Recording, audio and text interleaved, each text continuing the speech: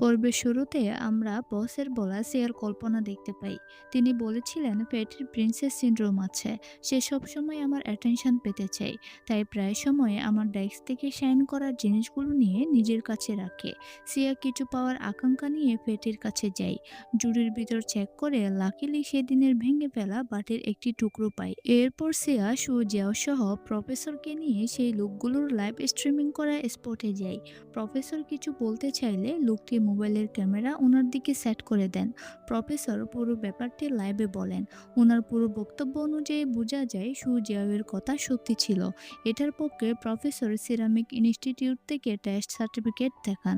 Professor বলেন এর পরেও এসব করলে লিগ্যাল অ্যাকশন নেওয়া হবে। এই প্রথম সু জিয়াওয়ের বাবা নিজের প্রোডাক্ট ফেক প্রমাণিত হয়ে খুশি হন। হয়তো বাবা তাই সবকিছু প্রমাণ হওয়ায় মূর্খ বাপ বেটার চেহারা দেখার মতো হয়। সু জিয়াও এবার এদের কাজের উচিত জবাব দেয়। ক্যামেরা অটোমেটিক নিচে নেমে যায়। ছেলের কথা শুনে সু জিয়াওয়ের বাবার চেহারা দেখে বোঝা যাচ্ছে উনি প্রাউড ফিল করছেন। এরপর সবাইকে ক্লাসে দেখতে পাই। সু জিয়াওয়ের ব্যাপারটা সমাধান হয়ে যাওয়ায় সবাই খুব খুশি। এরপর প্রফেসর ক্লাসে আসলে সবাই প্রফেসরের জন্য একসাথে ক্ল্যাপ দেয়, কারণ উনি লাইভে দারুণ অ্যাকশন নিয়েছিলেন সু জিয়াওয়ের জন্য। প্রফেসর হেসে ফেলেন সবার এমন পাগলামি দেখে। সু জিয়াও ওনার কাছে গিয়ে খুব বিনয়ের সাথে ধন্যবাদ জানায়। প্রফেসর হেসে বলেন তোমার প্রথমে সিয়াকে ধন্যবাদ দেওয়া উচিত। সু জিয়াও সিয়ার দিকে তাকায়। সিয়া নিজেও সবার সাথে সু জিয়াওয়ের জন্য খুশি মনে ক্ল্যাপ দিচ্ছে। এরপর সবাইকে একসাথে বাহিরে দেখতে পাই। সবাই ভালো মনে সু জিয়াওকে ইনভাইট করে এনেছে একটু খাওয়া দাওয়া আর এনজয় করার জন্য। কিন্তু সু জিয়াও পুরো ব্যাপারটা গ্রুপ স্টাডি বানিয়ে ছেড়ে দিয়েছে একেবারে। সবার চেহারা দেখার মতো হয়েছে। আমাদের সিয়া তো সু জিয়াওয়ের সাথে এভাবেই অভ্যস্ত, তাই সে নর্মাল আছে। লি যাও চেহারা ছোট করে ওয়েললিনকে বলে সু জিয়াওকে এখানে ডাকাই উচিত হয়নি। এরপর সবাই বেরিয়ে যায় বাড়ি যাওয়ার উদ্দেশ্যে। সিয়া ইয়ানসিকে থামিয়ে সেদিন তার ভেঙে ফেলা পোর্সেলেনটি দিয়ে বলে আমি আর সু জিয়াও মিলে এটা ঠিক করেছি। ইয়ানসি দ্রুত বলে আমি সেদিনের ব্যবহারের জন্য সরি, কিন্তু তোমার সরাসরি বলা উচিত ছিল তুমি সু জিয়াওকে লাইক করো। ইভেন সু জিয়াও তোমাকে লাইক করে সেটা বোঝা যায়।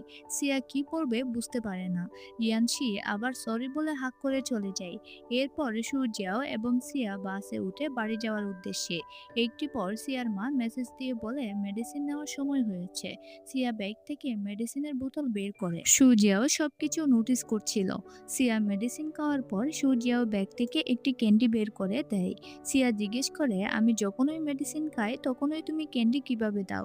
সু জিয়াও বলে আমার ব্যাগে সবসময় থাকে এমনিতেই, তাই দিতে পারি।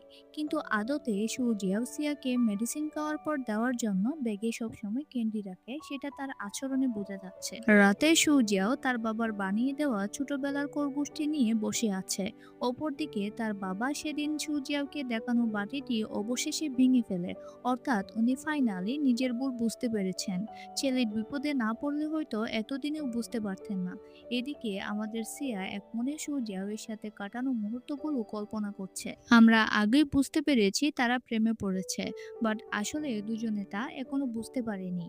তাদের এতদিনের জার্নিটাও খুব সুইট। সিয়া ইউসিনের সেদিন সু জিয়াওকে নিয়ে প্রশংসা করা এবং আজকে ইয়ানসির সরাসরি দুজনের ফিলিংস আছে বলে দেওয়ার কথাগুলো মনে করে সিয়া লাজুক হেসে বেডসাইড টেবিলের কোনায় সু জিয়াওয়ের নাম লিখে।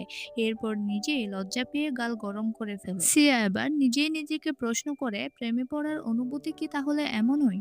পরের দিন সকালে সু জিয়াও তার মাকে একটি রেস্টুরেন্টে ডাকে। সু জিয়াও মূলত মাকে নিজের কথাগুলো বোঝাতে চায়। সু জিয়াও বলে মা আমি তোমাকে সবসময় বুঝি। আমি সাফার করি, মানুষের সামনে নিচু হই, এটা তুমি চাও না। কিন্তু আমি কোনোদিন আমার এই প্রফেশনের জন্য খারাপ দিকে যাব না। তোমাকে কখনো আবার কষ্ট পেতে দেব না। আমি বাবার মতো হব না। তুমি আমাকে বিশ্বাস করতে পারো। সু জিয়াওয়ের মা আবেগে কান্না করেন। এরপর ছেলের কথায় নীরবে সায় জানান। অপরদিকে সিয়ার মা সিয়ার আন্টিকে বিভিন্ন ড্রেস ট্রাই করাচ্ছেন। উদ্দেশ্য কারোর সাথে দেখা করাবেন।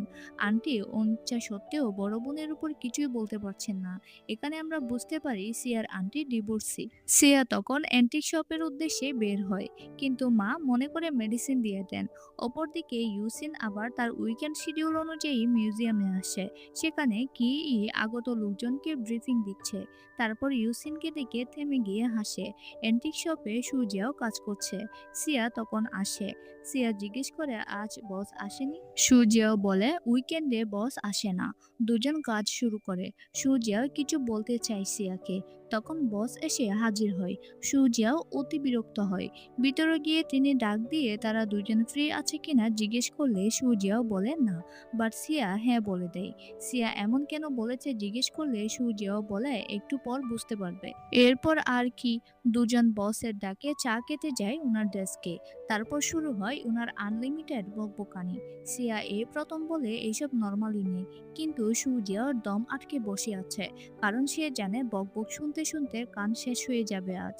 বস নিজের মতো গল্প করার সময় বাকিটা হঠাৎ সুজিয়াও বলে দেয়। বস ততমতকে জিজ্ঞেস করে আমি আগে বলেছি এসব? সুজিয়াও বলে একাধিকবার। অর্থাৎ একই কাহিনীর বকবকানি শুনতে হবে সুজিয়াও ভালো করেই জানতো, তাই না বলেছিল। এবার সে জানবে আর কি।